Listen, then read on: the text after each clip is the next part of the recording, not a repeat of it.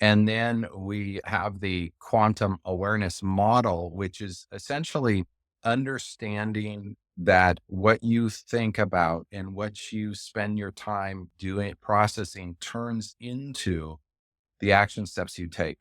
So it goes from accountability to action, and that's the doing in life. Expert Insider Podcast. Today, we are going to be interviewing Dr. Kevin Kremer. We're really excited to interview him and talk about leadership and success and how you can have success in your life. And we're really excited to interview him. He has over 25 years of entrepreneurial experience with a passion for growth and collaboration. And he has successfully grown and scaled over 9 businesses. So really excited to talk to him. Welcome, Kevin. Thanks, Jen. Thanks for having me. It's a pleasure to be here. Tell us a little bit how you first got started. And I believe, you're a dentist and you have a leadership institute. So just kind of tell us how you got into this. Well, I mean, I think that's one of the great things about this country and success principles is, we've got all these young, for example, high schoolers and college kids that get all stressed out about, oh, I don't know what I'm going to do and all that. And it's like, it's okay. I went into dentistry and I absolutely love it, but I realized I'm an entrepreneur that happens to be a dentist. So as from that, we ended up naturally, my entrepreneurship skills kicked in and I started growing and scaling things and seeing how I could provide value in the world. And we ended up growing things. And then it turns into mentoring and how can you help? And so it's just a wonderful journey. And that's kind of the way life takes us, I guess. Yeah, I love how it just kind of evolves and you don't have to know what you want to do or how you're going to do it. Like, I think I changed my major in college like 4 times. And now I'm a book publisher and I didn't go to school for writing or publishing. So it just kind of evolved into that. Yeah, it's great because I have one son that would get stressed out about that. And he'd be like, I don't know what I want to do. And he's in college. I'm not sure. It's like, that's okay. You're not supposed to know. And I think if we go back to the principle that, well, if life is happening for us and not to us, then maybe everything's going exactly as it's supposed to. And if, there's a bit of like that balance between really taking massive action versus kind of submitting to trusting the universe in a sense or whatnot, that it's okay. It's going to turn out. So I think that's a good message for the younger generation. Yeah, for sure. I know you have the Leadership Institute and you lead and inspire and educate. So tell us a little bit about, do you lead all people or just beginning entrepreneurs, or what kind of people do you start teaching and coaching? It kind of goes back to, so where does success come from? And do you have an example or a time or something in your past that something happened? Do you have a story or an event or an incident that was like, oh, it was a trigger that caused you to be successful or go in a certain direction? Can you think of something in your own personal experience that was like a telltale point where, oh, this is motivating me or pushing me in a certain direction? Yeah, yeah. I mean, there's been a couple different times, but because I've owned a few different businesses and gone to different paths. But yeah, I would say there's definitely like a defining moment where I was like, okay, this is what I want to do. This is where I'm going to go. Yeah. So I think that's the way it is for most everybody. As we go along, we realize that we're in a routine. And if we're going to grow, we have to do something different or something. We get privy to some knowledge or we're exposed to something that shifts our thinking or our mindset. And so to answer your question, I mean, this book that came out last fall, Quantum Accountability, originally it's like, well, I'm a dentist and let's have this be all about dentistry. But as these principles came into being and I kind of drilled down, I realized this is all play type of concepts and principles. And it really goes back to, for all of us, where does success come from? And if we create awareness around that and we have a better understanding, then we can help consciously drive our life in the direction that we want to go. So that the quantum accountability, if you will, is the meaning of the term. It can be confusing for people like, well, what is the quantum? There's a lot of things about quantum energy and quantum computing right now and quantum physics. And basically it's the stuff we can't see, right? So we live in this world of matter where we have these physical things, but the quantum is It's the thoughts, it's words that we can't see. It's the things that happen before we go out and make an active decision to manifest something in our reality. So basically, success principles and success in life starts with taking accountability for your development of your mindset. And so your mindset comes from all of the things that we're exposed to. So as a kid, our biggest mentors are our parents typically. Yeah. And as time goes on, our peer group, or, the old saying, you are the five people you spend the most time with, Mhm. our peer group and our mentors really help develop us. And so even as we mature and we get developed in our career, who are we spending our time with? Who do we have as coaches and mentors has a significant impact on the direction we're going. And so there's kind of this balance between, well, life is happening for us, so let's ride the wave of life. And also, well, let's consciously curve and turn on that wave and make sure we're riding it the way we want to. And so the quantum accountability is essentially breaking down for people an awareness and understanding about where success comes from so you Mhm. can consciously move your life in the direction that you want to go. Yeah. I love that. If you know that, then you can make that path, right? You can make that plan or that decision. And sometimes that path's going to change, but then knowing where success comes from, you can realize that it's going to change. That's just how life is, right? Things are going to change. Correct. Yeah. Well, when we look at some of the most successful people in the history of the world, a lot of times they failed a lot in the early stages. You look at Abraham Lincoln, you look at George Washington, you look at some of the great company founders, Land with Polaroid, and there's this kind of pattern of you fail until you succeed, or success is just partly in not giving up. And so how we define failure also has a big determinant on our success. Yeah. And I think that, our age group, I know that the Gen Xers, like, it's like where, you don't fail or you don't admit you failed. But that's not how you succeed. You have to fail in order to succeed, right? Yeah, I mean, if we personalize something and get devastated from it, it's not healthy. But going back to the title of the book, we also want to take accountability for our actions and own up to, hey, that's my bad. What can we do, or what can I do to make it better? And so I think those are key principles in business success. What can you do if you're feeling lost and you've hit a wall in your career and your success? First of all, being aware of it, and then understanding that's normal. And then there's two things you can do. You can really go into really focused, deep thinking time and really process where you are and what's going on and brainstorm different ideas. Or you can ask for help and you can say, okay, who is the person that could help me overcome this? Because success leaves clues. We don't have to reinvent the wheel. So who's been there, done that, what we can tap to, because most people that are successful are really happy to share knowledge. And so they get to a stage of collaboration, or I want to help share my success things rather than, oh, I'm going to keep it all to myself.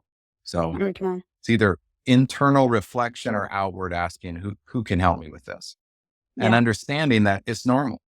If all growth lies outside our comfort zone, then hitting a wall, the meaning we can give to it can be, oh, cool, I'm about to grow. All right, how do I break through? Yeah. I love that, the self-awareness of it. But I love that quote too, success leaves clues. That's one of my favorite quotes. When I sign books, that's what I put in there because it's true, is going and finding the person who has the success you want and seeing what they did. You don't have to reinvent the wheel. Of course, your path's going to be different and you're going to tweak it a little bit because it's you and not them, but they've already kind of done that, been there, done that. So you can learn from them.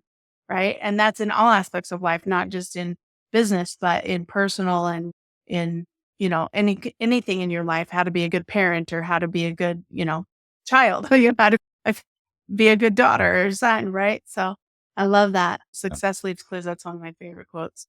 And I think you talking about breaking through the That's wall awesome. is really good because it is just knowing and feeling like that here's that time, here's that moment when I'm gonna be, learning more and growing. So you figure out how to get through. I think that's good. Yeah. So in your book it's the playbook. So does it have step by step? Like what kind of things are in the book that help you along the way? So there's a few things. First of all, we took mindset and we broke it down into 5 different things in what we call the mindset star. And we go through each of those individually and talk about, thoughts and emotions and attitudes and just kind of go into and break down what really builds and develops your mindset to help people to have a better understanding. And then we have the quantum awareness model, which is essentially, it's like an hourglass where the accountability or your mindset is the first step in that understanding that what you think about and what you spend your time doing, processing turns into the action steps you take. So it goes from accountability to action, and that's the doing in life. So if I'm hanging out with, a certain group of people, the doing might be, hey, we're just going to get together and watch streaming movies all the time and be on social media and fill our dopamine receptors, but we're really not growing. We're not empowering ourselves. We're not moving in any direction. And I'm not saying there's anything wrong with that at certain times. Yet, if we're in a group or we surround ourselves with people or we have this desire to, oh, well, I want to do this, I want to have this impact on the world. And I'm around a peer of group or mentors or coaches that are helping me with that, those thoughts and ideas are going to determine a different series of action steps than the group where let's all watch Netflix and hang out. So Right. developing the mindset's the first step. The action Mhm. is the doing, which is next. And then the third thing that happens is the abundance, where based upon the action steps you take in life will determine the outcomes, which is the level of abundance. So we go from accountability to action to abundance in the quantum awareness model. So kind of break that down. And then the other thing that we've done there is a mindset continuum. So we've taken, Carol Dweck did a great job of talking about fixed versus growth mindsets in psychology, right? Well, we've Mhm. taken that and actually put a continuum on of where if fixed is like ground zero, then below that you've got pessimism, you've got scarcity, and you've got a victim mindset and kind of define those negative states. And then we Mhm. talk about optimism, growth, and then abundance mindset. So if we can be aware of those different things and the faster we can self-diagnose, where we are in our mindset, the faster we can trigger and get back to an abundance mindset, the more success we'll have because success comes from being in that state of gratitude or abundance. And that's Mhm. where drives us to get up the power to take the proper action. Self-awareness, like you're talking about because it is kind of a roller coaster. Like some days you are kind of down in the dumps or not feeling like things are going the right way.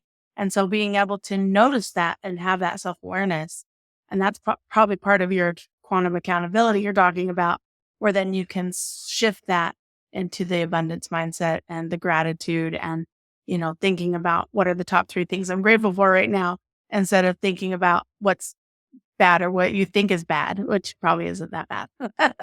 Right. Absolutely. Yeah. I mean, gratitude is huge. And so we have little tools in the book and principles to help people with tricks like that, where, oh, hey, if I am in this negative mindset, what type of things could I do to get out of that, Mhm. to move into that state of gratitude? Yeah. How is like what would you say is the definition? I think that success is being in a state of abundance and flow where that you really feel like life is truly happening for you. Uh-huh. And I think happiness is a part of that, but happiness can be elusive because I don't think our goal in life is to be happy all the time. It's just not realistic that the human experience is full of uncontrollables and drama. But if we can be conscious of what we can control and focus on, I think my three biggest virtues are gratitude, love, and forgiveness. And if we can learn to forgive ourselves and not take ourselves too seriously because we're imperfect, and we can forgive others and focus on what we're grateful for. And then love is just the universal everything, if you will. And it's hard. So when we're talking to entrepreneurs and we're in this business realm, how do we usually measure success in the US or in the world? How do we usually measure success in the US? What would you say the Most answer? people define it by how much money you have or how much assets you have. Yeah. So it's a dollar sign, and that's great in a sense. I'm not saying there's anything totally wrong with that yet. If you look at billionaires and how unhappy some people are where they have reached the pinnacle of the dollar sign, yet they're miserable. The reality becomes, wait a second, I'm missing something here. And so what I did a number of years ago is change the measurement to an impact score. So how do I provide the greatest impact? And the answer is, well, if someone watching this is impacted in a positive way that makes their life better, that's a positive impact. If someone reads the book and it has a positive impact on them, that's a positive impact. Mhm. In our dental offices, the patient visits where we're helping people in their health, that's a positive impact. The number of people I employ to help provide sustenance for them and their home and their personal life, that's a positive impact. So the really successful people I've talked to that have had pretty significant exits, they transition to that and they get it if they really are successful or, if they're ending up being happy and purpose driven, Mm. because money can only go so far. And I'm not saying don't make a lot of money. There's nothing wrong with that. I'm a big fan of capitalism, but it's also what you do with it and being a steward to that success. And that's where providing impact. And that's why we're having this Yeah. conversation. Yeah. I think that's great. And then I think the passion, the projects that people have and the different things, as well as the relationship currency. Like a lot of people say, I need abundance in money currency, right? But there's also abundance in relationship currency, not just in your family and your loved ones, but in your relationships with people in your business and relationships with people in your peer groups and just in all relationships that are around you. I think having that is what defines success as well. Absolutely.